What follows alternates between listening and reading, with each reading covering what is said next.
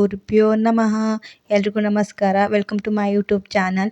ಇವತ್ತಿನ ವಿಡಿಯೋದಲ್ಲಿ ನಮ್ಮ ಮನೆಯಲ್ಲಿ ಗುರುವಾರದ ವಿಶೇಷ ರಾಯರ ಪೂಜೆ ಹೇಗೆ ಮಾಡ್ತೀನಿ ಅನ್ನೋದನ್ನು ನಿಮಗೆ ತೋರಿಸ್ತೀನಿ. ಈ ಪೂಜೆ ತುಂಬ ಶಕ್ತಿಶಾಲಿ, ಆರೋಗ್ಯ ಮತ್ತು ಯಶಸ್ಸು ಸಿಗುತ್ತದೆ. ಈ ವಿಡಿಯೋದಲ್ಲಿ ನಿಮಗೆ ಮನೆಯಲ್ಲಿ ಸರಳವಾಗಿ ರಾಯರ ಪೂಜೆ ಹೇಗೆ ಮಾಡೋದು ಅಂತ ತೋರಿಸ್ಕೊಡ್ತೀನಿ. ಇವತ್ತು ಗುರುವಾರ ಆಗಿರೋದ್ರಿಂದ ನಾನು ಬೆಳಗ್ಗೆ ಬೇಗ ಏಳ್ತೀನಿ. ಅಂದರೆ ಇವತ್ತಿನ ದಿನ ನಾನು ಸಂಕಲ್ಪ ಮತ್ತು ಮುಡುಪು ಕಟ್ಟಬೇಕು ಅಂದ್ಕೊಂಡಿದ್ದೀನಿ. ಹಾಗಾಗಿ ಬೇಗ ಎದ್ದಿದ್ದೀನಿ. ಇವಾಗ ಟೈಮು 3:49 ಆಗಿದೆ.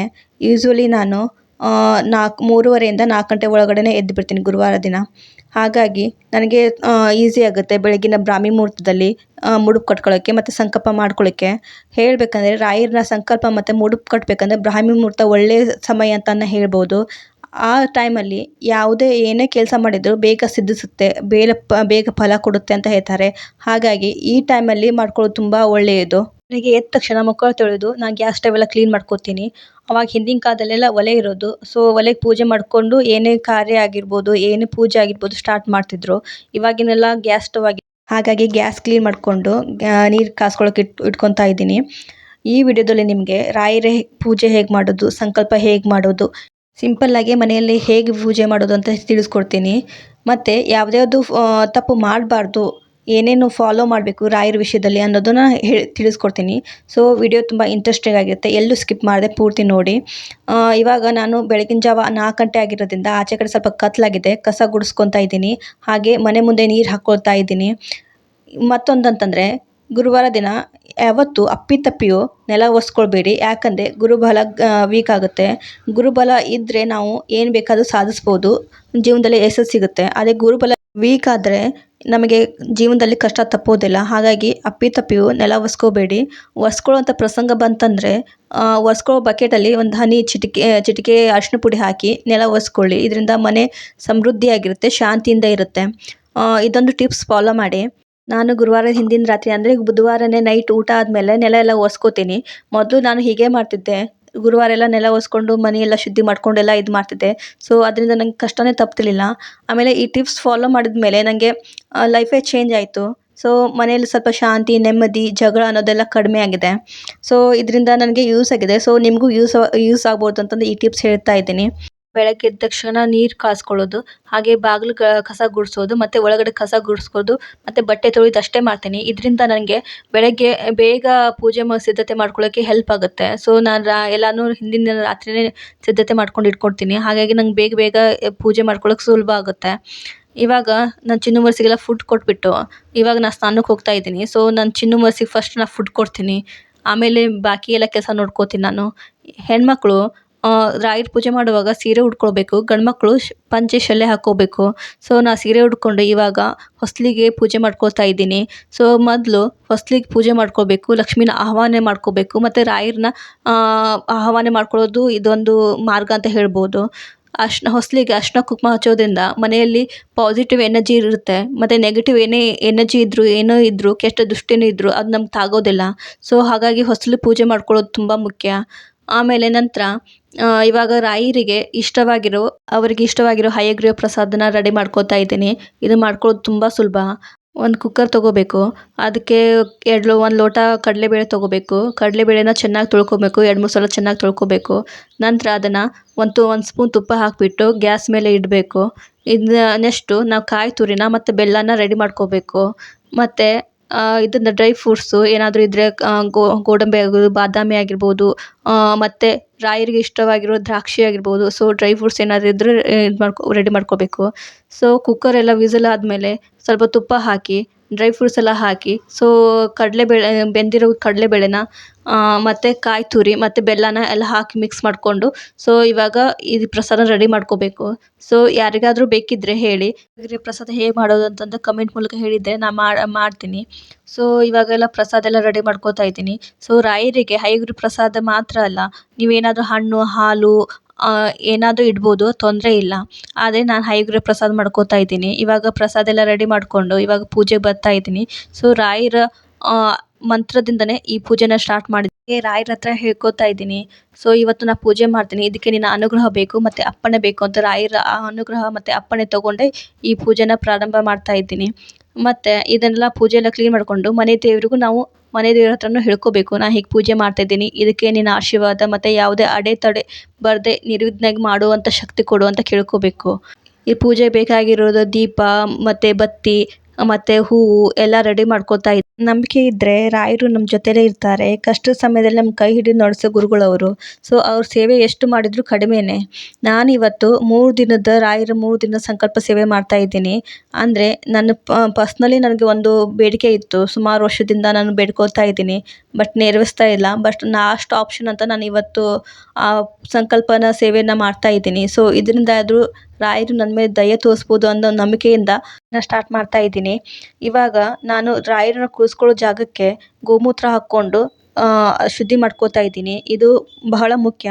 ರಾಯರನ್ನ ಕೂರಿಸೋ ಜಾಗನ ಫಸ್ಟು ನೀರು ಮತ್ತು ಗಂಜಲ ಹಾಕಿ ಶುದ್ಧಿ ಮಾಡ್ಕೋಬೇಕು. ಶುದ್ಧಿ ಆದಮೇಲೆ ಅದ್ರ ಕೆಳಗಡೆ ರಂಗೋಲಿ ಹಾಕ್ಕೋಬೇಕು. ನಿಮ್ಗೆ ಯಾವುದು ಬರುತ್ತೋ, ಅಷ್ಟದಳ ರಂಗೋಲಿ ಬರುತ್ತೋ, ಇಲ್ಲಾದರೂ ಓಂ ಬರುತ್ತೋ, ಯಾವುದಾದ್ರೂ ಸ್ವಸ್ತಿಕ್ ಬರುತ್ತೋ, ಸೊ ಯಾವುದಾದ್ರೂ ಆಯಿತು, ಯಾವುದಾದ್ರೂ ಒಂದು ರಂಗೋಲಿ ಹಾಕ್ಕೊಳ್ಳಿ. ಮತ್ತು ಅದ್ರ ಮೇಲೆ ಒಂದು ಪೀಠ ಇಟ್ಕೊಳ್ಳಿ, ಅಂದರೆ ಮಣೆ ಇಟ್ಕೊಳ್ಳಿ. ಅದ್ರ ಮೇಲೆ ಮತ್ತೆ ರಂಗೋಲಿ ಹಾಕ್ಕೊಳ್ಳಿ. ಅದಕ್ಕೆ ಅರಿಶಿನ ಕುಂಕುಮ ಗಂಧ ಹಾಕಿಬಿಟ್ಟು ಆವಾಹನೆಗೆ ಸಿದ್ಧತೆ ಮಾಡ್ಕೊಳ್ಳಿ. ನೋಡಿ, ನಾ ಈ ಥರ ರಂಗೋಲಿ ಹಾಕ್ತಾ ಇದ್ದೀನಿ. ರಾಯರನ್ನ ನಂಬಿದವ್ರನ್ನ ಕೈ ಬಿಡಲ್ಲ ಅನ್ನೋದಕ್ಕೆ ಬೆಸ್ಟ್ ಎಕ್ಸಾಂಪಲ್ ನಾನೇ. ಒಂದು ಕಾಲದಲ್ಲಿ ತುಂಬ ಕಷ್ಟ ಅನುಭವಿಸ್ದವಳು ನಾನು. ಇವಾಗ ಒಂದು ಸ್ವಲ್ಪ ಆದರೂ ನೆಮ್ಮದಿ ಇದೆ ಅಂತ ಅನ್ನೋಕ್ಕೆ ಕಾರಣನೇ ರಾಯರು. ಏನಾದರೂ ಕಷ್ಟ ಬಂದರೆ ಮೊದಲು ನೆನಪಾಗೋದೇ ರಾಯರು. ಹೇಳ್ಕೊಳ್ಳೋದೇ ಅವ್ರ ಹತ್ರ, ಮತ್ತೆ ನಾನು ಯಾರ ಹತ್ರನೂ ಹೇಳ್ಕೊಳ್ಳೋದಿಲ್ಲ. ಇವಾಗ ಒಂದು ತಾಮ್ರದ ಚಂಬಲ್ಲಿ ನೀರು ಹಾಕ್ಕೊಂಡು ಅದಕ್ಕೆ ತುಳಸಿ ದಳನ ಹಾಕ್ಕೊಂಡು ಸೊ ಎಲ್ಲ ದೇವರು ಶುದ್ಧಿ ಮಾಡ್ಕೋಬೇಕು. ಹಾಗೆ ರಾಯರು ಕೂಡ್ಕೊಳ್ಳೋ ಜಾಗಕ್ಕೆಲ್ಲ ಶುದ್ಧಿ ಮಾಡ್ಕೊಳ್ಬೇಕು. ಇವಾಗ ಒಂದು ಹಳದಿ ವಸ್ತ್ರ, ಅಂದರೆ ಕೇಸರಿ ಆಗಿರ್ಬೋದು, ಹಳದಿ ವಸ್ತ್ರ ಆಗಿರ್ಬೋದು, ಅದನ್ನು ರಾಯರ ಪೀಠದ ಮೇಲೆ ಹಾಕಬೇಕು. ಬಣ್ಣದ ವಸ್ತ್ರ ಅಂದರೆ ರಾಯರು ತುಂಬ ಇಷ್ಟ. ಅದರಿಂದ ಕೇಸರಿ ಮತ್ತು ಹಳದಿ ವಸ್ತ್ರನ ಹಾಕ್ಕೊಳ್ತಾ ಇದ್ದೇನೆ ಮೇಲ್ಗಡೆ. ಮತ್ತು ಎಲ್ಲ ಪೂಜೆಗೆಲ್ಲ ಹೂವೆಲ್ಲ ಸಿದ್ಧತೆ ಮಾಡಿಕೊಂಡು ದೇವ್ರ ಫೋಟೋಕ್ಕೆಲ್ಲ ಅರಿಶಿನ ಕುಂಕುಮ ಮತ್ತು ಗಂಧ ತಾಗಿಸ್ಕೊತಾ ಇದ್ದೀನಿ.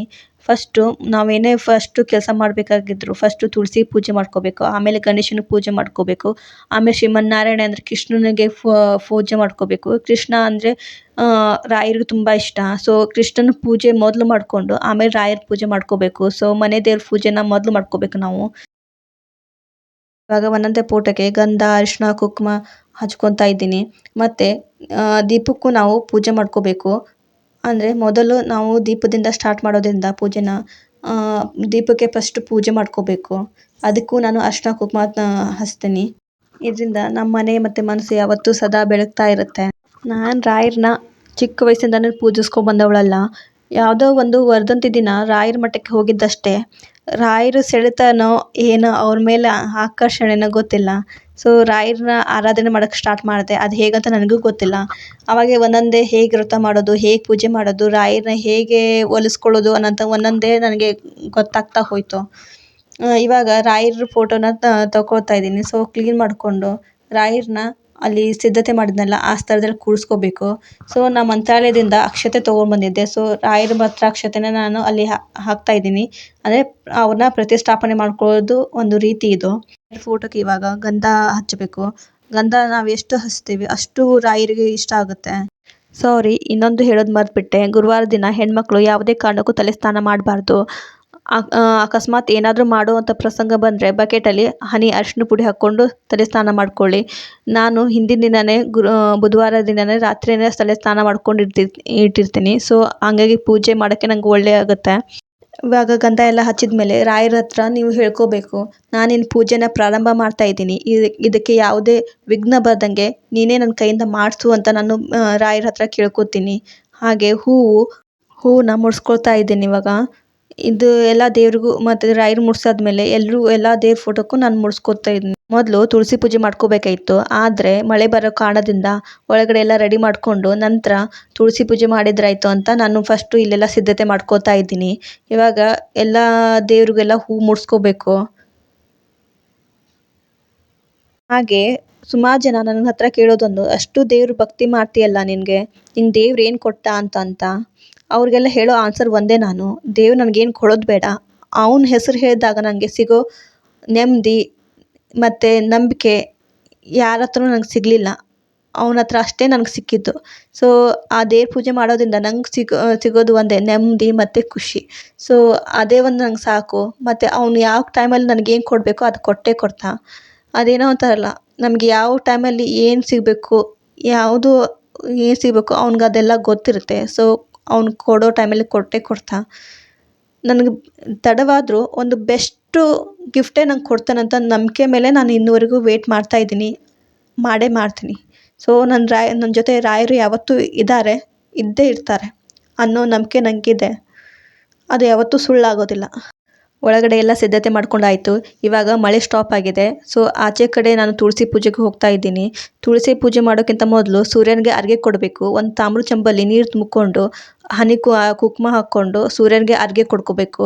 ನಂತರ ತುಳಸಿಗೆ ಅರಿಶಿನ ಕುಂಕುಮ ಮತ್ತು ಅಕ್ಷತೆ ಹಾಕ್ಕೊಂಡು ತುಳಸಿ ನೀರು ಹಾಕ್ಕೊಂಡು ಅರಿಶಿನ ಕುಂಕುಮ ಹಚ್ಚಿ ಆಮೇಲೆ ಹೂವೆಲ್ಲ ಮುಡಿಸಿ ತುಪ್ಪ ದೀಪ ತಾಗಿಸ್ಕೊಂಡು ಆಮೇಲೆ ಊದುಬತ್ತಿ ಮತ್ತು ಮಂಗಳಾರತಿ ಮಾಡ್ಕೋಬೇಕು. ಸೊ ಇದಿಷ್ಟು ಮಾಡಿಕೊಂಡು ನಾನು ತುಳಸಿ ಪೂಜೆನ ಮುಗಿಸ್ಕೊತೀನಿ. ರಾಯರಿಗೆ ತುಳಸಿ ಅಂದರೆ ತುಂಬ ಇಷ್ಟ. ಹಾಗಾಗಿ ಮೊದಲು ತುಳಸಿ ಪೂಜೆ ಮಾಡ್ಕೋಬೇಕು.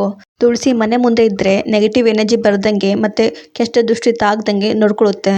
ಸೊ ಫಸ್ಟು ತುಳಸಿ ತಾನು ಎಲ್ಲ ಕೆಟ್ಟ ದೃಷ್ಟಿನ ತಡ್ಕೊಂಡು ಆಮೇಲೆ ಮನೇನ ರಕ್ಷಣೆ ಮಾಡುತ್ತೆ. ಸೊ ಹಾಗಾಗಿ ಪ್ರತಿಯೊಂದು ಮನೆಯಲ್ಲಿ ತುಳಸಿ ಇರಲೇಬೇಕು. ಹಾಗೆ ತುಳಸಿನ ಪೂಜೆ ಮಾಡಲೇಬೇಕು. ತುಳಸಿ ಹತ್ರ ಸಂಕಲ್ಪ ಮಾಡ್ಕೋತೀನಿ ನಾನು. ಸೊ ಇವತ್ತು ರಾಯರ ಪೂಜೆ ಇದೆ, ಇದಕ್ಕೆ ನಿನ್ನ ಅನುಗ್ರಹ ಬೇಕು, ರಾಯರ ಆಶೀರ್ವಾದ ಸಿಗೋ ಥರ ಆಶೀರ್ವಾದ ಮಾಡು ಅಂತ ತುಳಸಿ ಹತ್ರ ನಾನು ಬೇಡ್ಕೋತೀನಿ. ಹಾಗೆ 5 ಪ್ರದಕ್ಷಿಣೆ ಹಾಕಿ ನಮಸ್ಕಾರ ಮಾಡಿಕೊಂಡು ಒಳಗಡೆ ಪೂಜೆ ಮಾಡ್ಕೊಳಕ್ಕೆ ಹೋಗ್ತೀನಿ. ಇವತ್ತು ನಿಮ್ಮ ಜೊತೆ ಒಂದು ಸ್ಟೋರಿನ ಶೇರ್ ಮಾಡ್ಕೊಳಕ್ಕೆ ಇಷ್ಟಪಡ್ತೀನಿ. ಒಂದು ಟೈಮಲ್ಲಿ ನನಗೆ ನನ್ನ ಹಸ್ಬೆಂಡಿಗೆ ತುಂಬ ಕಷ್ಟ ಆಗಿತ್ತು. ಹೇಗಂದರೆ ಇಬ್ಬರು ವರ್ಕ್ ಮಾಡಿದರೂ ಸಹ ನಮ್ಮ ಹತ್ರ ₹1 ಉಳಿತಿದ್ದಿಲ್ಲ. ಯಾವುದೋ ಒಂದು ಕಷ್ಟ ಬಂದು ಏನೋ ಬಂದು ₹1 ನಾವು ಪರದಾಡಿದ್ದಿದೆ. ಅಂಥ ಟೈಮಲ್ಲಿ ನಮ್ಮ ಮನೆಯವರು ಬೆಂಗಳೂರಿಗೆ ಹೋದರು. ನಾನು ಇಲ್ಲಿ ವರ್ಕ್ ಮಾಡ್ತಿದ್ದೆ. ಆದರೆ ನಮ್ಮ ಹತ್ರ ದುಡ್ಡೇ ಇರಲಿಲ್ಲ. ಒಂದು ₹20 ಅಷ್ಟೇ ಇತ್ತು ನನ್ನ ಹತ್ರ. ನನಗೆ ಆರೋಗ್ಯ ಕೆಡ್ತು, ಮೆಡಿಸಿನ್ ತೊಗೊಳ್ಬೇಕು, ಇಲ್ಲ ಮನೆಗೆ ಏನಾದರೂ ಎಮರ್ಜೆನ್ಸಿ ಬಂದರೆ ಯೂಸ್ ಮಾಡ್ಕೋಬೇಕು, ಒಂದು ಗೊತ್ತಾಗ್ತಿಲ್ಲ. ಆ ದುಡ್ಡನ್ನ ಇರೋ ಒಂದು ₹20 ದುಡ್ಡನ್ನ ರಾಯರ ಮಠಕ್ಕೆ ಹೋಗಿ ಅಲ್ಲೇ ನಾ ಎಂತ ಮಾಡಬೇಕು ಅಂತ ಗೊತ್ತಾಗದೆ ನಾನು ಕಣ್ಣೀರು ಹಾಕಿ ಅದಿರೋ ₹20 ನಾನು ಹುಂಡಿಗೆ ಹಾಕಿ ಬಂದೆ. ಹೇಳ್ಕೊಂಡಿದ್ದು ಒಂದೇ, ನಾನೇನು ತಪ್ಪು ಮಾಡಲಿಲ್ಲ, ಯಾರಿಗೂ ಅನ್ಯಾಯ ಮಾಡಲಿಲ್ಲ ನಾವು. ಆದರೂ ನಮಗೆ ಇಷ್ಟು ಯಾಕೆ ಕಷ್ಟ, ನಾವು ಯಾಕೆ ಇಷ್ಟು ದುಡ್ಡಿಗೆ ಯಾಕೆ ಪರದಾಡ್ತಿದ್ದೀವಿ, ಇದಕ್ಕೊಂದು ಪರಿಹಾರ ಕೊಡು ಅಂತಂದು ಬೇಡ್ಕೊಂಡೆ. ಸೊ ನೆಕ್ಸ್ಟು ನಮ್ಮ ಮನೆಯವರು ಬೆಂಗಳೂರಿಂದ ಬಂದರು. ಹಾಗೆ ನಮ್ಮ ಮನೇಲಿ ಒಂದು ಲಕ್ಷ್ಮೀ ಪೂಜೆ ಆಯಿತು. ಸೊ ಆ ಟೈಮಿಂದ ನಮಗೆ ಲಕ್ಕೇ ಚೇಂಜ್ ಆಯಿತು. ಹಾಗಾದರೆ ಕೋಟ್ಯಾಧಿಪತಿ ಆದ್ವಿ ಅಂತ ಹೇಳಿಲ್ಲ ನಾನು. ಆದರೆ ಅಷ್ಟು ಕಷ್ಟದಲ್ಲಿದ್ದಾಗೂ ನಮಗೆ ಆ ದುಡ್ಡು ಒಂದು ಮಿಡ್ಲ್ ಕ್ಲಾಸ್ ಫ್ಯಾಮಿಲಿಲಿ ಏನು ಬೇಕೋ ಅಷ್ಟು ಫೆಸಿಲಿಟಿ ನಮ್ಗೆ ಸಿಕ್ತು ಅನ್ನೋದಕ್ಕಿಂತ ನನಗೆ ಕೊಟ್ಟರು ಅಂತ ಹೇಳ್ಬೋದು. ಇವಾಗೂ ನಮ್ಮ ಹತ್ರ ದುಡ್ಡಿಲ್ಲ ಅಂತ ಪರಿಸ್ಥಿತಿಯಲ್ಲಿ ಇದ್ದರೂ ಎಲ್ಲಾದರೂ ಯಾವುದೋ ಒಂದು ರೂಪದಲ್ಲಿ ನಮಗೆ ದುಡ್ಡು ಸಿಗೋ ಥರ ಮಾಡ್ತಾರೆ. ಸೊ ಅಷ್ಟು ಕಷ್ಟದಿಂದ ನಮಗೆ ಹೊರಗೆ ತಂದರು. ಅದೊಂದು ನೆಮ್ಮದಿ ಇದೆ ನನಗೆ. ಹಾಗೆ ಒಳಗಡೆ ಬಂದು ಈಗ ನಾನು ದೇವ್ರ ಪೂಜೆ ಮಾಡ್ಕೋತಾ ಇದ್ದೆ. ಮನೆ ದೇವ್ರ ಪೂಜೆ ಮಾಡಿಕೊಂಡು ಹಾಗೆ ಊದುಬತ್ತಿ ಬೆಳ್ಕೊಂಡು ಮತ್ತು ಆರತಿ ಮಾಡ್ಕೋತಾ ಇದ್ದೀನಿ ದೇವರಿಗೆ. ದೇವ್ರ ಪೂಜೆ ಆದಮೇಲೆ ರಾಯರ ಪೂಜೆ ಮಾಡಬೇಕು. ನನ್ನ ಹತ್ರ ಪುಟ್ಟ ಕೃಷ್ಣ ಇದ್ದಾನೆ. ಸೊ ಆ ತೊಟ್ಲಲ್ಲಿರೋ ಪುಟ್ಟ ಕೃಷ್ಣನಿಗೆ ಪೂಜೆ ಮಾಡ್ಕೋತೀನಿ ಫಸ್ಟು. ಆಮೇಲೆ ನಂತರ ರಾಯರ ಪೂಜೆ ಮಾಡ್ತೀನಿ. ಸೊ ಅದು ನಿಯಮನೇ ಇದೆ, ಮನೆ ದೇವರು ತುಳಸಿ ಪೂಜೆ ಆದಮೇಲೆ ರಾಯರ ಪೂಜೆ ಮಾಡಬೇಕು. ಹಾಗೆ ಮನೆ ದೇವರಿಗೆ ತಾಂಬೂಲ ಎತ್ತಿಡಬೇಕು. ಅಂದರೆ ಅಡಿಕೆ ಮತ್ತು ಎಲೆ ಮತ್ತು ಏನಾದರೂ ಒಂದು ದಕ್ಷಿಣೆ ಇಟ್ಕೊಂಡು ಒಂದು ತಾಂಬೂಲ ಎತ್ತಿಟ್ಟು ಮನೆ ದೇವ್ರಿಗೆ ತಾಂಬೂಲ ಎತ್ತಿಬಿಟ್ಟು ಆಮೇಲೆ ಪೂಜೆ ಸ್ಟಾರ್ಟ್ ಮಾಡ್ಕೋಬೇಕು.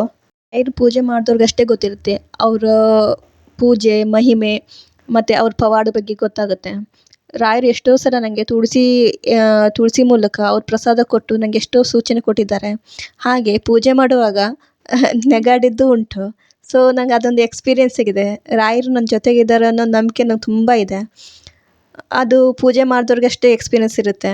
ಸೊ ನಿಮ್ಮ ಜೀವನದಲ್ಲಿ ರಾಯರು ಏನಾದರೂ ಪವಾಡ ಮಾಡಿದರೆ, ಸೊ ನೀವು ರಾಯರಿಂದ ಏನಾದರೂ ಎಕ್ಸ್ಪೀರಿಯೆನ್ಸ್ ಆಗಿದ್ದರೆ ಸೊ ನಂಗೆ ಕಮೆಂಟ್ ಮೂಲಕ ತಿಳಿಸಿ. ಸೊ ಇದರಿಂದ ನನಗೆ ಖುಷಿ ಆಗುತ್ತೆ. ಇವಾಗ ಮನೆ ದೇವರಿಗೆ ದೀಪ ಆರತಿ ಎಲ್ಲ ತೋರಿಸಿದ್ದಾದ್ಮೇಲೆ ಇವಾಗ ರಾಯರ ಪೂಜೆ ಕೂತ್ಕೋತಾ ಇದ್ದೀನಿ. ಸೊ ನನ್ನ ಹತ್ರ ಮಂತ್ರಾಕ್ಷತೆ ಇತ್ತಲ್ಲ, ಅದನ್ನು ರಾಯರ ಹತ್ರ ಇನ್ನೂ ಸ್ವಲ್ಪ ಹಾಕ್ಕೋತಾ ಇದ್ದೀನಿ ನಾನು. ಇದು ಮಂತ್ರಾಲಯ ಇದು. ಸೊ ನಾವು ಒಂದು ಟೈಮಲ್ಲಿ ಮಂತ್ರಾಲಯಕ್ಕೆ ಹೋಗಿದ್ದೆ. ಆ ಟೈಮಲ್ಲಿ ನಾನು ತಂದಿದ್ದೆ. ಸೊ ಮಂತ್ರಾಕ್ಷತೆಯನ್ನು ಹಿಡ್ಕೊಂಡು ಹಾಗೆ ಹೂವನ್ನ ಮತ್ತು ತುಳಸಿನ ಹಿಡ್ಕೊಂಡು ಸೊ ನಾನು ನನ್ನ ಸಂಕಲ್ಪನ ಹೇಳ್ಕೊತಾ ಇದ್ದೀನಿ. ಇವತ್ತು ಪೂಜೆ ಸ್ಟಾರ್ಟ್ ಮಾಡ್ತಾ ಇದ್ದೀನಿ. ಇದಕ್ಕೆ ನಿನ್ನ ಪೂರ್ಣ ಅನುಗ್ರಹ ಬೇಕು ನನಗೆ. ಈ ಪೂಜೆಗೆ ಯಾವುದೇ ಅಡ್ಡಿ ಆತಂಕ ಬರದೆ ನಿರ್ವಿಘ್ನವಾಗಿ ಮಾಡೋ ಶಕ್ತಿ ಕೊಡು. ಹಾಗೆ 3 ದಿನದಲ್ಲಿ ಒಂದು ಹೊತ್ತು ಉಪವಾಸ ಮಾಡ್ತೀನಿ ಅಂತ ನಾನು ಬೇಡ್ಕೋತಾ ಇದ್ದೀನಿ.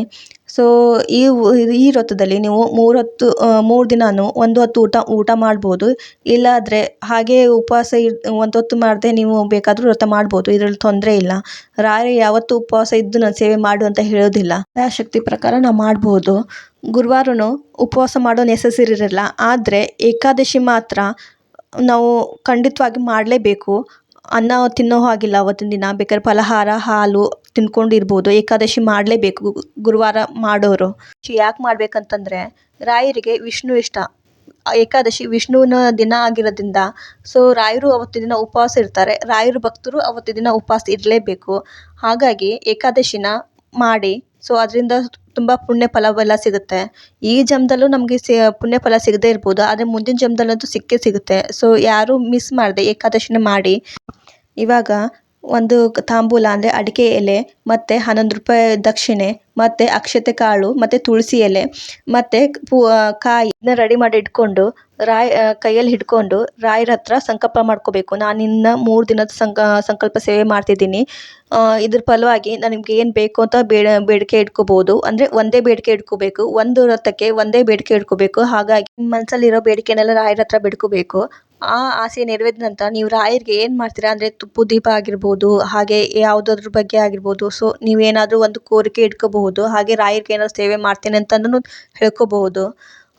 ಇದಾದ ನಂತರ ಕಾಯಿ ಜುಟ್ಟು ನಿಮ್ಮ ಬದಿಗಿರಬೇಕು. ರಾಯರಿಗೆ ಸ್ವಲ್ಪ ಮಾಡ್ಕೊಳ್ಳುವಾಗ ನಿಮ್ಮ ಕಷ್ಟನೆಲ್ಲ ಅವನ ಪಾದದೆಡೆಗೆ ಹಾಕಿ, ಹಾಗೆ ಅದನ್ನೆಲ್ಲ ತಾಂಬೂಲನೆಲ್ಲ ರಾಯರ ಮುಂದೆ ಇಡಿ.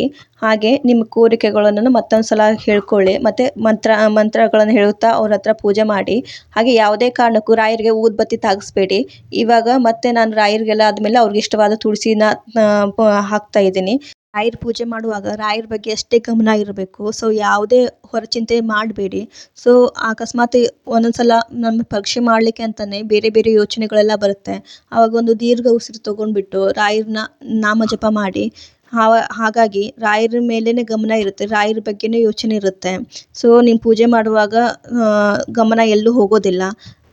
ಶ್ರೀ ರಾಘವೇಂದ್ರಾಯ ನಮಃ ಅಂತ ಹೇಳ್ತಾನೆ ಪೂಜೆ ಮಾಡ್ಕೋಬೇಕು. ಹಾಗೆ ನಾನು 2 ತುಪ್ಪದ ದೀಪನ ರೆಡಿ ಮಾಡ್ಕೊಂಡಿದ್ದೆ ರಾಯರಿಗೋಸ್ಕರ. ಮತ್ತೊಂದಂದರೆ ರಾಯರಿಗೆ ಒಂದು ತುಪ್ಪದ ದೀಪ ಅಂದರೆ ತುಂಬ ಇಷ್ಟ. ಹಾಗಾಗಿ ನಿಮ್ಮ ಯಥಾಶಕ್ತಿ ಪ್ರಕಾರ 1 ದೀಪ ಆದರೂ ಇಡ್ಬೋದು, 2 ದೀಪ ಆದರೂ ಇಡ್ಬೋದು, 5 ದೀಪ ಆದರೂ ಇಡ್ಬೋದು. ಸೊ ನಿಮ್ಮ ಯಥಾಶಕ್ತಿ ಪ್ರಕಾರ ಎಷ್ಟು ತುಪ್ಪದ ದೀಪ ತಾಗ್ಸೋಕ್ಕಾಗುತ್ತೋ ಅಷ್ಟು ತಾಗಿಸ್ಕೊಳ್ಳಿ. ನಾನೀಗ 2 ತುಪ್ಪದ ದೀಪ ತಾಗಿಸಿ ಪೂಜೆ ಮಾಡ್ತಾ ಇದ್ದೀನಿ. ಸೊ ಮನೆ ದೇವ್ರಿಗೂ ನಾನು ತುಪ್ಪದ ದೀಪ ತಾಗಿಸಿದ್ದೆ ಇವತ್ತು. ಮತ್ತೊಂದು ವಿಷಯನೂ ಗಮನದಲ್ಲಿಟ್ಕೊಳ್ಳಿ. ಪೂಜೆ ಕುತ್ಕೊಂಡಾಗ ಯಾವುದೇ ಕಾರಣಕ್ಕೂ ಮಧ್ಯದಲ್ಲಿ ಎದ್ದು ಹೋಗಬೇಡಿ. ಏನೇ ಪ್ರಸಂಗ ಬಂದರೂ ಪೂಜೆ ಮಧ್ಯದಲ್ಲಿ ಎದ್ದು ಕುತ್ಕೋಬೇಡಿ. ಅದಕ್ಕೆ ನಿಮ್ಮ ಪೂಜೆಗೆ ಏನೇನು ಬೇಕು ಎಲ್ಲ ಸಾಮಗ್ರಿಗಳನ್ನು ಮೊದಲೇ ರೆಡಿ ಮಾಡಿಕೊಂಡು ಪೂಜೆಗೆ ಕುತ್ಕೋಬೇಕು. ರಾಯರಿಗೆ ಗಂಧ, ಅಕ್ಷತೆ ಮತ್ತು ಹೂವು ಮತ್ತು ಮಂಗಳಾರತಿಗೆ ತುಪ್ಪದ ಮಂಗಳಾರತಿ ಮಾಡಬೇಕು. ಹಾಗಾದ್ರೆ ತುಪ್ಪದ 5 ಬತ್ತಿಗಳನ್ನು ಮಾಡಿಕೊಂಡು ಮಂಗಳಾರತಿ ಮಾಡ್ಕೋಬೇಕು. ಕಾಯಿ ಸಂಕಲ್ಪ ಮಾಡ್ಕೊಂಡಿದ್ದಾಯಿತು. ಇವಾಗ ಮುಡುಪು ಕಟ್ತಾ ಇದ್ದೀನಿ. ಮುಡುಪು ಕಟ್ಟಕ್ಕೆ ಹೇಗೆ ಮಾಡಬೇಕು ಅಂತಂದರೆ, ಒಂದು ಬಿಳಿ ವಸ್ತ್ರ ತೊಗೊಂಡು ಅರಿಶಿನ ನೀರಲ್ಲಿ ಎದ್ದಬೇಕು. ಸೊ ಹಿಂದಿನ ದಿನವೇ ಈ ವಸ್ತ್ರನ ರೆಡಿ ಮಾಡ್ಕೊಡ್ಬೇಕು. ಪೂರ್ತಿ ಅರಿಶಿನ ಆಗಬೇಕು. ಆಮೇಲೆ ನೆಕ್ಸ್ಟು ಅದಕ್ಕೆ ಒಂದು ಅಕ್ಷತೆ, ತುಳಸಿ ಎಲೆ, ಹಾಗೆ 21 ರೂಪಾಯಿ ಕಾಯಿನ್ಸು ಅಂದರೆ 5 ರೂಪಾಯಿದು 4 ಮತ್ತು 1 ರೂಪಾಯಿದು 1 ಕಾಯಿನು ಇದನ್ನೆಲ್ಲ ಹಾಕ್ಕೊಂಡು ಅಲ್ಲಿರೋ ಬೇಡಿಕೆನ ಅವ್ರ ಹತ್ರ ಹೇಳ್ಕೋಬೇಕು. ಸೊ ಇದನ್ನು 3 ಗಂಟಾಗಿ ಕಟ್ಕೋಬೇಕು ಇದನ್ನು. ಸೊ ಮುಡುಪು ಕಟ್ಟುವಾಗ ಪೂರ್ತಿಯಾಗಿ ಕ್ಲಿಯರಾಗಿ ಅವ್ರ ಹತ್ರ ಹೇಳಿ ನಿಮ್ಗೆ ಏನಾಗಬೇಕು. ಸೊ ನೀವು ಆವಾಗ ಆದಮೇಲೆ ನೀವೇನು ಮಾಡ್ತೀರಾ ಅಂತ ಎಲ್ಲ ಹೇಳ್ಕೋಬೇಕು. ಹೇಳ್ಕೊಂಡಾದ್ಮೇಲೆ ಇದನ್ನು ಭಕ್ತಿಯಿಂದ 21 ಸಲ ಓಂ ಶ್ರೀ ರಾಘವೇಂದ್ರ ಅಂತ ಹೇಳ್ಕೊಂಡು ಸೊ 3 ಗಂಟೆನ ಹಾಕಬೇಕು. ವ್ರತ ಮಾಡುವಾಗ ರಾಯರ ಮೇಲೆ ಪೂರ್ಣ ನಂಬಿಕೆ ಇರಲಿ. ಯಾವುದೇ ಅರ್ಧ ಮನಸ್ಸಿಂದ ಮಾತ್ರ ಮಾಡಬೇಡಿ. ರಾಯರ ನಾಮ ಜಪ, ರಾಯರನ್ನ ಒಂದೇ ಮನಸ್ಸಲ್ಲಿ ಇಟ್ಕೊಂಡು ಈ ವ್ರತನ ಪ್ರಾರಂಭ ಮಾಡಿ. ಹಾಗೆ ಈ ವ್ರತದ ಇನ್ನೊಂದು ನಿಯಮ ಅಂತಂದರೆ ಬ್ರಹ್ಮಚರ್ಯನ ಪಾಲನೆ ಮಾಡಬೇಕು. 3 ದಿನವೂ ಬ್ರಹ್ಮಚರ್ಯನ ಪಾಲನೆ ಮಾಡಬೇಕು. ಹಾಗೆ ಒಂದು ಶಕ್ತಿ ಪ್ರಕಾರ ಉಪವಾಸ ಮಾಡಬೇಕು. ನಾನಿಲ್ಲಿ ರಾಯರ ಹತ್ರ ಹೇಳ್ಕೊತಾ ಇದ್ದೀನಿ, ಒಂದು ಹೊತ್ತು ಊಟ ಮಾಡಿ 3 ದಿನವೂ 1 ಹೊತ್ತು ಊಟ ಮಾಡಿ ನೀನು ಸೇವೆ ಮಾಡ್ತೀನಿ ಅಂತ. ಮತ್ತು ನಮ್ಮ ವಸ್ತ್ರಗಳನ್ನೆಲ್ಲ ಸಪ್ರೇಟಾಗಿ ಇಟ್ಕೋಬೇಕು. ಯಾವುದೇ ಕಾರಣಕ್ಕೂ ಬೇರೆಯವ್ರ ಬಟ್ಟೆಯಲ್ಲಿ ಮಿಕ್ಸ್ ಮಾಡಬೇಡಿ. ಆಚೆ ಕಡೆ ಆಗಿತ್ತು ಮತ್ತು ಬೇರೆಯವ್ರ ಮನೆಯಲ್ಲಿ ನೀವು ಯಾವುದೇ ಕಾರಣಕ್ಕೂ ಆಹಾರ ಸೇವಿಸಬೇಡಿ. ಮತ್ತು ಯಾವುದೇ ಕಾರಣಕ್ಕೂ ಬೇರೆ ಪೂಜೆಯಲ್ಲಿ ಮನೇಲಿ ಮಾಡ್ಕೊಂಡ್ಬಿಟ್ಟು ಬೇರೆ ಮನೆಯಲ್ಲಿ ಉಳಿಬಾರ್ದು. ಹಾಗೆ ಬೇರೆ ಊರಿಗೆ ಹೋಗಬಾರ್ದು. ಸೊ 3 ದಿನವೂ ರಾಯರಿಗೆ ಕಟ್ಟುನಿಟ್ಟಾಗಿ ಈ ನಿಯಮ ಪಾಲನೆ ಮಾಡಿಕೊಂಡು ಅವ್ರ ಸೇವೆ ಮಾಡ್ಕೋಬೇಕು. ಈ 3 ದಿನವೂ ಬೇರೆ ಯೋಚನೆ ಎಲ್ಲ ಬಿಟ್ಟು ರಾಯರ ಸೇವೆಯಲ್ಲೇ ಮುಳುಗಬೇಕು. ರಾಯರ ನಾಮ ಜಪದಲ್ಲೇ ಇರಬೇಕು. ಹಾಗಾದ್ರೆ ಮಾತ್ರ ರಾಯರು ನಮಗೆ ಒಲಿಯೋಕ್ಕೆ ಸಾಧ್ಯ. ಹಾಗೆ ಬೇರೆ ಬೇರೆ ಎಲ್ಲ ಪರೀಕ್ಷೆಗಳು ಬರ್ತವೆ. ಸೊ ಅದನ್ನು ಧೈರ್ಯವಾಗಿ ಎದುರಿಸ್ಬೇಕು. ಬೇರೆ ಥರದ್ದು ಸಂಸಾರಿಕವಾಗಿಯೂ ಇರಬಹುದು, ಹಾಗೆ ಉದ್ಯೋಗದ ಮೂಲಕ ನಮ್ಗೆ ಯಾವುದೋ ಒಂದು ಪ್ರಾಬ್ಲಮ್ ಬರ್ಬೋದು. ಸೊ ಅದನ್ನು ಸಮಾಧಾನದಿಂದ ತಾಳ್ಮೆಯಿಂದ ಎದುರಿಸಿ ಕಟ್ಟಾದ್ಮೇಲೆ ಅದಕ್ಕೆ ಕಾಯಿಗೆ ಮತ್ತು ಮುಡುಪಿಗೆ ಅರಿಶಿನ ಕುಂಕುಮ ಗಂಧ ಹಚ್ಚಿ ಮತ್ತು ತುಳಸಿ ಎಲ್ಲ ಹಾಕಿ ಮತ್ತು ಅದ್ರ ಮೇಲೆ ಅಕ್ಷತೆ ಹಾಕಿ ಪೂಜೆ ಮಾಡ್ಕೋಬೇಕು. ಮತ್ತು ನಾ ಆಗಲೇ ಹೇಳ್ದಂಗೆ ರಾಯರಿಗೆ ಯಾವುದೇ ಕಾರಣಕ್ಕೂ ಊದುಬತ್ತಿ ತಾಗಿಸ್ಬೇಡಿ. ಮತ್ತು ಫೋಟೋಗೆ ಕುಂಕುಮ ಹಚ್ಚಬೇಡಿ, ಕುಂಕುಮ ಅರಿಶಿನ ಹಚ್ಚಬೇಡಿ.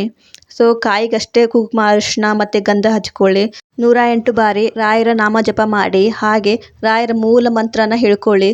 ಪೂಜ್ಯಾಯ ರಾಘವೇಂದ್ರಾಯ ಸತ್ಯಧರ್ಮರತಾಯ ಚ ಭಜತಾಂ ಕಲ್ಪವೃಕ್ಷಾಯ ನಮತಾಂ ಕಾಮಧೇನುವೆ ದುರ್ವಾಂತ ದುರ್ವೇ ಶ್ರೀ ವೈಷ್ಣವೇಂದ್ರವೇ ಶ್ರೀ ರಾಘವೇಂದ್ರ ಪ್ರಭು ಅತ್ಯಂತ ದಯಾಳುವೆ ಅಂತ ಹೇಳ್ಕೊಂಡು ರಾಯರನ್ನ ನಾಮ ಜಪ ಮಾಡ್ಕೊಳ್ಳಿ. ಹಾಗೆ ರಾಯರಿಗೆ ಒಂದು ಬಟ್ಲಲ್ಲಿ ನೀರಿಡಬೇಕು, ಹಾಗೆ ನೈವೇದ್ಯನ ಅರ್ಪಿಸಬೇಕು. ನೈವೇದ್ಯ ಅರ್ಪಿಸುವಾಗ ಒಂದು ಚಿಟಿಕೆ ಪಚ್ಚ ಕರ್ಪೂರ ಮತ್ತು ತುಳಸಿ ಹಾಕಿ ರಾಯರ ಮುಂದೆ ನೈವೇದ್ಯ ಮಾಡಬೇಕು. ಆ ನೈವೇದ್ಯನೆಲ್ಲ ಒಂದು ಸುತ್ತ ನೀರೆಲ್ಲ ಸುತ್ತ ಹಾಕಿ ರಾಯರಿಗೆ ಅರ್ಪಿಸ್ಬೇಕು. ಆವಾಗಲೇ ಹೇಳ್ದಂಗೆ 5 ಬತ್ತಿ ಮಾಡಿಕೊಂಡು ತುಪ್ಪದಲ್ಲಿ ಅದ್ದಿ ರಾಯರಿಗೆ ಮಂಗಳಾರತಿ ಮಾಡಬೇಕು. ಸೊ ಇದು ರಾಯರಿಗೆ ತುಂಬ ಪ್ರಿಯವಾದ ಮಂಗಳಾರತಿ ಅಂತಲೇ ಹೇಳ್ಬೋದು. ತುಪ್ಪದಲ್ಲಿ ಆರತಿ ಮಾಡೋದಂದರೆ ರಾಯರಿಗೆ ತುಂಬ ಇಷ್ಟ. ಸೊ ನಿಮ್ಮ ಯಥಾಶಕ್ತಿ ನಿಮ್ಮ ಮನೆ ಪರಿಸ್ಥಿತಿ ಹೇಗಿದೆ ಅಂತ ನೋಡಿಕೊಂಡು ಸೊ ನೀವು ಮಾಡ್ಬೋದು. 3 ದಿನವೂ ಹೀಗೆ ಪೂಜೆ ಮಾಡ್ಕೋಬೇಕು. ಮೊದಲಿನ ದಿನ ಮಾತ್ರ ಬ್ರಾಹ್ಮಿ ಮುಹೂರ್ತದಲ್ಲಿ ಎದ್ದು ಸಂಕಲ್ಪ ಮತ್ತು ಮುಡುಪು ಕಟ್ಕೋಬೇಕು. ನೆಕ್ಸ್ಟ್ ಡೇ 8 ಗಂಟೆ ಒಳಗಡೆ ಪೂಜೆ ಮುಗ್ದಿರಬೇಕು. 2 ದಿನವೂ ಹೀಗೆ ಮಾಡಿ ಲಾಸ್ಟ್ ದಿನ ಸಂಜೆ ಏನಾದರೂ ನಿಮ್ಮ ಮನೇಲಿ ಸ್ವೀಟು ಏನಾದರೂ ಮಾಡ್ಕೊಂಬಿಟ್ಟು ರಾಯರ ಪ್ರಸಾದ ಮಾಡಿಬಿಟ್ಟು ಸೊ ಸಂಕಲ್ಪನ ಮುರಿಬೋದು. ಅಕ್ಷತೆ ತೊಗೊಂಡು ಕೈಯಲ್ಲಿ ಅಕ್ಷತೆ ಹಿಡ್ಕೊಂಡು ಹಾಗೆ ತುಳಸಿ ಹಿಡ್ಕೊಂಡು ಸೊ ಇಷ್ಟು ದಿನ ಸೇವೆ ಮಾಡಿದ್ದೀನಿ, ಇದಕ್ಕೆ ನೀ ಪ್ರತಿಫಲ ಆಗಿ ನನಗೆ ಇದನ್ನು ಕೊಡು ಅಂತಂದು ಹೇಳ್ಕೊಂಡು ಅರಿಯೋದು ನನ್ನಿಂದ ಏನಾದರೂ ತಪ್ಪಾದರೆ ನನ್ನ ಕ್ಷಮಿಸು ಅಂತ ಕೇಳ್ಕೋಬೇಕು. ಹಾಗೆ 2 ದಿನವೂ ಹಾಗೆ ಮಾಡಿಕೊಂಡು ಪೂಜೆನ ಮಾಡಿಕೊಂಡು ಸಂಜೆ ಬಂದಾದಮೇಲೆ ಸ್ನಾನ ಮಾಡಿಕೊಂಡು ಮತ್ತು ದೀಪ ತಾಗಿಸಿ ಮತ್ತು ತುಪ್ಪದ ಆರತಿ ಮಾಡಿಕೊಂಡು ಹೀಗೆ 3 ದಿನವೂ ಮಾಡಿಕೊಂಡು ಸೊ ಮಾರನೇ ದಿನ ರವಿವಾರ ಇದನ್ನ ಫೋಟೋ ಎಲ್ಲ ತೆಗಿಯೋಕೆ ಅಡ್ಡಿ ಇಲ್ಲ. ಮತ್ತು ಯಾವುದೇ ಕಾರಣಕ್ಕೂ 3 ದಿನದಲ್ಲಿ ಯಾವುದೇ ಕಾರಣಕ್ಕೂ ಮೊದಲನೇ ದಿನ ನೀವು ಪೂಜೆ ಮಾಡ್ಕೊಂಡಿದ್ದೀರಲ್ಲ ಆ ದಿನನೇ ಅಷ್ಟೇ ಹೂ ಮುಡಿಸ್ಕೋಬೇಕು. ಆಮೇಲೆ ಅದನ್ನು 2ನೇ ದಿನ 3ನೇ ದಿನ ಹೂವನ್ನ ಯಾವುದೇ ಕಾರಣಕ್ಕೂ ಮುಟ್ಟಬೇಡಿ. ಅದ್ರ ಮೇಲೇ ಆದಮೇಲೆ ರಾಯರ ಮೇಲೆ ಇರೋ ಫೋಟೋ ಮೇಲೆ ಇರಲ್ಲ ಹೂವು ತೆಗೆಯೋದು. ಸೊ ಸಂಕಲ್ಪ ಸೇವೆನ ಮುಗಿಸ್ಬೇಕು. ಇದಾದಮೇಲೆ ಫೋಟೋನ ತೆಗೆದು ನಿಮ್ಮ ಯಥಾಶಕ್ತಿ ನಿಮ್ಮದು ಎಲ್ಲಿ ದೇವ್ರ ಮನೇಲಿ ಎಲ್ಲಿಟ್ಟಿದ್ರೆ ಅಲ್ಲಿ ಇಡ್ಬೋದು. ನನ್ನ ಹತ್ರ ರಾಯರ ನಾಮಲೇಖನ ಪುಸ್ತಕ ಇತ್ತು. ಸೊ ಪ್ರತಿ ಗುರುವಾರ ನಾನು 108 ಸಲ ಆಗಿರ್ಬೋದು, 1008 ಸಲ ಆಗಿರ್ಬೋದು ಅವರ ನಾಮಲೇಖನ ಬರಿತೀನಿ. ಸೊ ಬರಿತಾನೆ ಅವ್ರ ನಾಮ ಜಪ ಮಾಡ್ತೀನಿ. ಇದರಲ್ಲಿ ಶ್ರೀ ರಾಘವೇಂದ್ರಾಯ ಅಂತ ಇದೆ. ಶ್ರೀ ರಾಘವೇಂದ್ರಾಯ ನಮಃ ಅಂತ ಹೇಳ್ತಾನೆ ನಾನು ಬರಿತೀನಿ. ಸೊ ಅದಕ್ಕೂ ಬರೆದಾದ್ಮೇಲೆ ಅದಕ್ಕೆ ಅರಿಶಿನ ಕುಂಕುಮ ಹಚ್ಚಿ ಸೊ ಪೂಜೆ ಮಾಡ್ತೀನಿ ನಾನು. ಸೊ ಇದು ನಾನು ಫ್ರೀ ಇದ್ದಾಗ ಬರಿತೀನಿ. ರಾಯರಿಗೆ ನಮಸ್ಕಾರ ಮಾಡಿ ಈ ಪೂಜೆನ ಮುಗಿಸ್ತೀನಿ ನಾನು. ಸೊ ಇದಾಗಿತ್ತು ನಂದು ರಾಯರ ಇವತ್ತಿನ ಪೂಜೆ. ಸೊ ಹೇಗಿತ್ತಂತ ಕಮೆಂಟ್ ಮಾಡಿ. ಸೊ ವಿಡಿಯೋ ಇಲ್ಲಿಗೆ ಎಂಡ್ ಆಗಲಿಲ್ಲ, ಮತ್ತು ನೆಕ್ಸ್ಟ್ ನಾನು ರಾಯರ ಮಠಕ್ಕೆ ಹೋಗ್ತೀನಿ. ಸೊ ರಾಯರ ಮಠಕ್ಕೆ ಹೋದಾಗ ಏನಾಗುತ್ತೆ ಅಂತ ಹೇಳ್ತೀನಿ, ಅಲ್ಲಿ ತನಕ ವೇಟ್ ಮಾಡಿ. ನೋಡಿ ನನ್ನ ಪೂಜೆ ಲುಕ್ ಹೀಗಿದೆ. ಸಿಂಪಲ್ಲಾಗೇ ಮಾಡ್ಕೋತೀನಿ ನಾನು. ಸೊ ತುಂಬ ಗ್ರ್ಯಾಂಡಾಗಿ ಮಾಡ್ಕೊಳ್ಳೋದಿಲ್ಲ. ನಮ್ಮ ಯಥಾಶಕ್ತಿ ಏನಿರುತ್ತೋ ಅಷ್ಟೇ ನಾವು ಮಾಡ್ಕೋಬೇಕು. ಜಾಸ್ತಿ ಆಡಂಬರ ಮಾಡ್ಕೊಳಕ್ಕೆ ಹೋಗಬಾರ್ದು. ಸೊ ದೇವರು ಯಾವತ್ತೂ ಭಕ್ತಿ ಮೆಚ್ತಾನೆ ಹೊತ್ತು ಆಡಂಬರನಲ್ಲ. ಪೂಜೆ ಎಲ್ಲ ಆದಮೇಲೆ ನಾನು ಮತ್ತು ನನ್ನ ಹಸ್ಬೆಂಡು ನಮ್ಮೂರಲ್ಲಿ ಇರೋ ರಾಯರ ಮಠಕ್ಕೆ ಹೋಗ್ತಾ ಇದ್ದೀವಿ. ಹೋದಾಗ ಅಲ್ಲಿ ರಾಯರ ಮಠದಲ್ಲಿ ಏನಾಯ್ತು ಅಂತ ನೋಡಿ, ರಾಯರು ಯಾವ ಥರ ತುಳಸಿ ಪ್ರಸಾದ ಕೊಟ್ಟರು ಅಂತ ನೋಡಿ ಹೋದಾಗಿನ್ನು ಪೂಜೆ ಸಿದ್ಧತೆ ಮಾಡ್ಕೋತಾ ಇದ್ರು. ಆಮೇಲೆ ಎಲ್ಲ ಆದಮೇಲೆ ಹೂವಿನ ಅಲಂಕಾರ ಹೀಗೆ ಮಾಡಿದ್ರು. ಇದಾದಮೇಲೆ ರಾಯರ ಪೂಜೆ ಮಾಡುವಾಗ ಇವಾಗ ನೋಡಿ ಇಲ್ಲಿ ಯಾವ ಥರ ಹೂವಿನ ಪ್ರಸಾದ ಆಗುತ್ತೆ ಅಂತ. ಹೋಪ್ ಈ ವಿಡಿಯೋ ಎಲ್ಲರಿಗೂ ಇಷ್ಟ ಆಯಿತು ಅಂತ ಅಂದ್ಕೊತೀನಿ.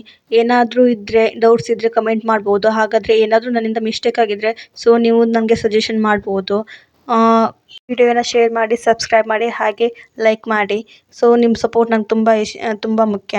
ಇವಾಗ ನೋಡಿ ಹೇಗೆ ರಾಯರ ಪ್ರಸಾದ ಆಗುತ್ತೆ ಅಂತ ಒಂದೊಂದೇ. ರಾಯರ ಮಹಿಮೆ ಅಪಾರ. ಅವರು ಒಂದು ಕ್ಷಣ ಕಂಡುಬಿಟ್ರೆ ನಮ್ಮ ಕಷ್ಟಗಳ ಕರಗಿ ಹೋಗುತ್ತೆ. ರಾಯರ ಮಠಕ್ಕೆ ಹೋದಾಗ ರಾಯರ ಹತ್ರ ಕಷ್ಟ ಹೇಳಿಬಿಡಿ, ಕಷ್ಟ ಕೇಳಿ ನನ್ನ ಜೊತೆ ರಾಯರಿದ್ದಾರೆ ಅಂತ. ಎಂಥದೇ ಕಷ್ಟ ಆದರೂ ಕ್ಷಣ ಮಾತ್ರದಲ್ಲಿ ಕರಗಿ ಹೋಗುತ್ತೆ. ಇದಾಗಿತ್ತು ಇವತ್ತಿನ ವಿಡಿಯೋ. ನಿಮಗೆಲ್ಲರಿಗೂ ಇಷ್ಟ ಆಗಿತ್ತು ಅಂದ್ಕೊತೀನಿ. ಸೊ ಮುಂದಿನ ವಿಡಿಯೋದಲ್ಲಿ ಸಿಗೋಣ. ಬಾಯ್, ಟೇಕ್ ಕೇರ್.